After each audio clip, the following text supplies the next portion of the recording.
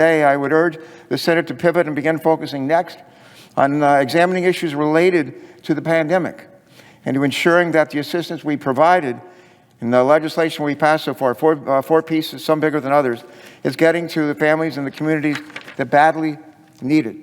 If we are unable or unwilling to do so, I'm not sure that the Senate should be returning to Washington to act on non-urgent business in contravention of the recommendation of the Office of the Attending Physician, and while this entire region is still under stay-at-home orders. I also want to make it clear that the Environment and Public Works Committee, in which I serve and lead with the Senator John Barrasso of Wyoming, was willing to approve this particular nomination unanimously by voice vote. But it is what it is, and we're here today. In the midst of a global pandemic, Mr. President, the Majority Leader says he's concerned with nominations. And well, then let's address positions that are actually more relevant to the crisis that we face today. Currently, 1/3 of the Inspector General and Inspector General's positions are confirmed by the Senate, either remain vacant or without permanent leadership. The President has nominated individuals to fill some, but not all of these positions. The Senate should work quickly to vet those nominees we have received, especially those who would be involved with oversight of the coronavirus response.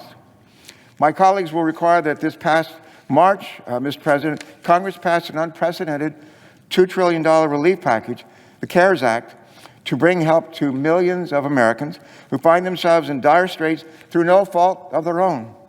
Thankfully, the CARES Act created 3 new separate oversight bodies to monitor this emergency funding.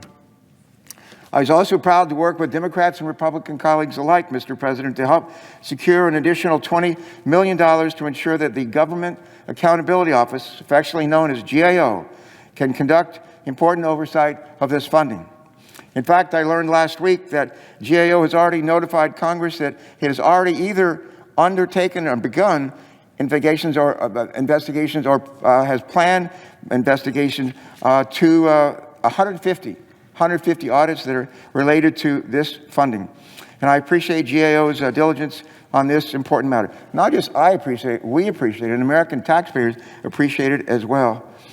More than ever, it's critical that we have robust oversight to make sure that this money gets into the pockets of those who need it most and not into the pockets of those who would literally steal money from the needy and steal money from the taxpayers of this country.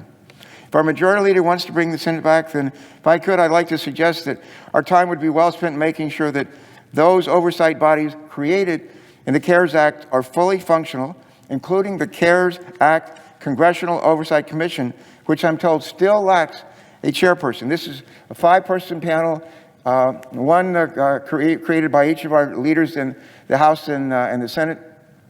And that would be 4, that would give us 4. And then another one would be jointly agreed to by the Majority Leader here and the Speaker of the House. I'm told that as of today, as of this moment, we still lack a chairperson of that important panel. And I hope that our leader here, Leader McConnell and Speaker Pelosi, will work with haste, even today, to jointly name a chair to the Congressional Oversight Commission as required by law. The CARES Act also created the Pandemic Response Accountability Committee. That's a committee composed of inspectors general from relevant agencies to oversee all spending appropriated through the CARES Act. That's a huge undertaking. Unfortunately, those IG positions at key agencies, including the Treasury Department and including the Department of Education, still remain vacant. And we've seen over the last month just how crucial it is that our IGs remain independent. Since the Senate was last in session, the President has unceremoniously removed, reassigned, or undermined highly regarded inspectors general who apparently weren't loyal enough to him or who dared to criticize what they viewed as a failed or flawed response to the coronavirus. For example, at the beginning of April, President Trump removed Glenn Fine, highly regarded acting inspector general for the Pentagon, who had only a week earlier been selected by his peers to chair the Pandemic Response Accountability Committee, the 3rd oversight body created by the CARES Act. We've also seen the President look to replace the Health and Human Services IG, who in a detailed report pointed out the severe shortages that a number of our hospitals have been facing during the coronavirus outbreak. I believe it's clear that Congress needs to speak up when appropriate and do a better job supporting our inspectors general. When this president, or frankly any president, takes retaliatory actions against the independent watchdogs responsible for identifying failures, waste, fraud, and abuse across our federal government, especially when this much money is at risk. If the Senate is going to be back in session, it would seem to me that these critical oversight positions should be among our top priorities.